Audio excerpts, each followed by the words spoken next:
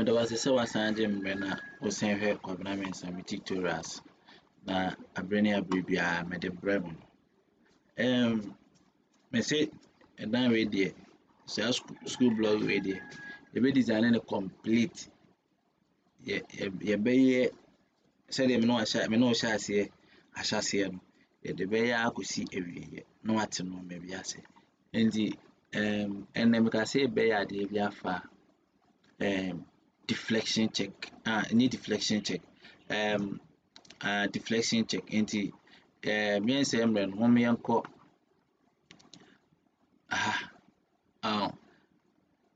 bakyɛ sɛ wobɛ sɛ wote ase a so nti yɛwɔ building model check.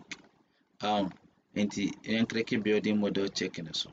Nti building model check no ɛni ɔboɔ so a na afei wakyɛkɛ model check no ahwɛ adeɛ. Building model check no ahwɛ sɛ ɛmfeeli.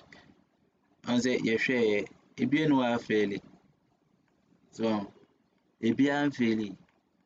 So ha sei no yɛ model check no mfeeli. Na afei akɔ real label members. So nti afei yɛnclose no. Na afei yɛnkɔ real label members. Nti real label members no wɔklike so a na wabɛbɔ yes. So on yɛteɛ no. Nti afei yɛyi no columns wɔ mu, shear wall anim, beams ɛwɔ mu, slab ɛwɔ mu, ribbed slab nso nyɛ de anim. So on yɛteɛ no.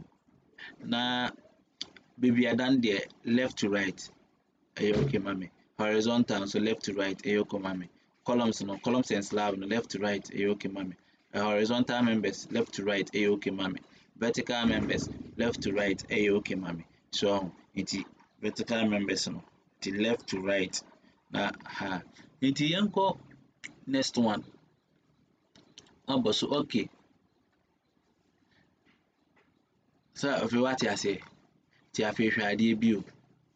Ahyehyɛ no kama ama yɛ.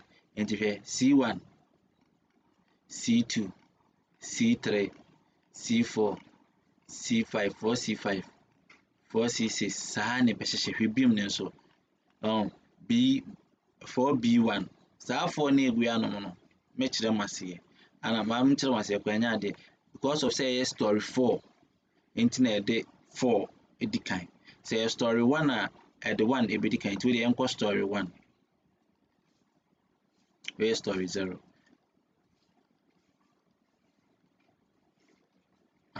Nti story 1. On say story 1 on say ama yɛ 1B1. Na the width and then the height. The width and height no. Ɛna de ama yɛ no. Nti BW ɛyɛ 200.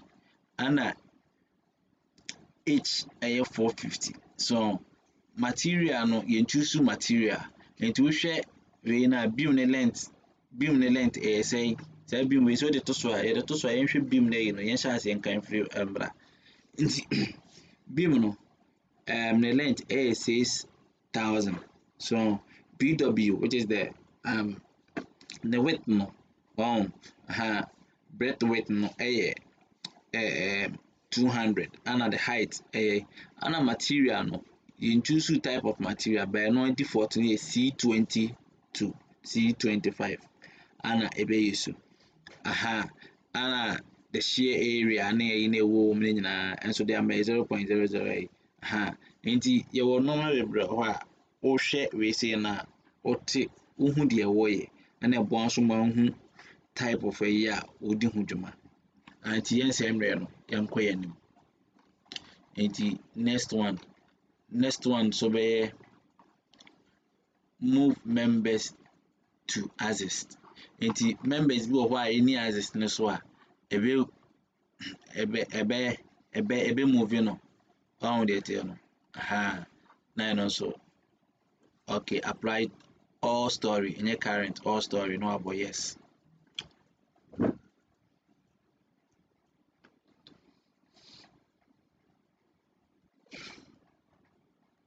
No okay. na afei wawie no nti nso okeleke so a bibia yɛ okay na ba refresh connectivity so no abo start na wawie nti ewia na abo close no connectivity bibia yɛ okay nti enya wie sei no de ɛtɔ so bio a yɛbɛtumi ayɛ yɛ kasi ɛbɛyɛ column ewu so on yet no me sorry me say ɛbɛyɛ staircase ewu na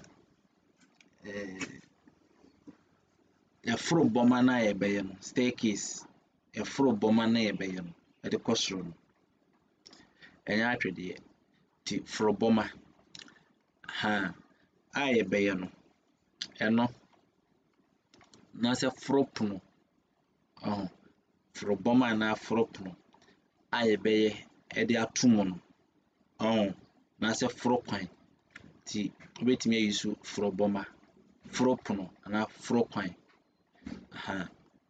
ti saa staircase na yɛbɛyɛ ɛde ato mu no yɛ decide sɛ yɛde ba abɛhyɛ saa side ha obi pɛ sɛ ɔte ohu sɛ deɛ bɛsi bi a mɛyɛ staircase no me deɛ menyɛ class menti obi anya ne classes sɛ wo mo bɛ like mo bɛ subscribe no na wo so ahyɛ ama wo nua na wo nua hwɛ no ɛno na ehia me na yɛ kasa nso akɔ akyi na ɔmo hu sɛ yɛso yɛde kasa ɛkyerɛkyerɛ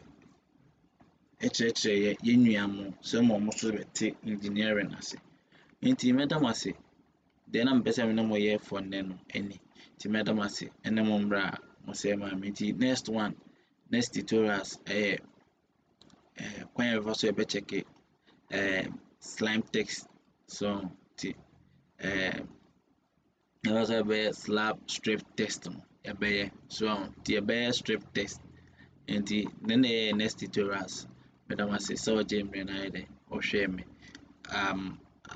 yɛbɛwɔ akɔfa yɛbɛchoose materials kwan yɛfa so yɛbɛchoose materials ne kwan yɛbɛyɛ settings bi ne nyinaa mɛkyerɛ mo by ɛno na mɛkyerɛ nti next tutorials hwɛ m'anim wɔ next tutorials ne mu abra mɛbɛkyerɛ saa nneɛma ɛho hia ti sɛ model no model awie o model awie a afei na abɛyɛ engineering na ankasa wobɛhu sɛ ɛwɔ sɛ type sei ɛwɔ sɛ wei beam wei sei ne rod de wɔ mu ɛwɔ sɛ sei na ɛwɔ sɛ sei na ne type of rod a ɛwɔ mu yɛwɔ 250 megapascal and yɛwɔ 420 megapascal 480 ne yɛwɔ 500 ti yɛwɔ mass steels and high tensile steels or high mass steels ti ɛno na next video mɛkyerɛ ti mɛdɔ ate sɛ ɔgye mmerɛ na ahwɛ sɛ video no nso w'ani gye me video no sɛdeɛ mesi bi yɛ no nso ho a comment like subscribe share ma wo nua mo platform bi afa bi toto so na yɛnkɔ yɛn anim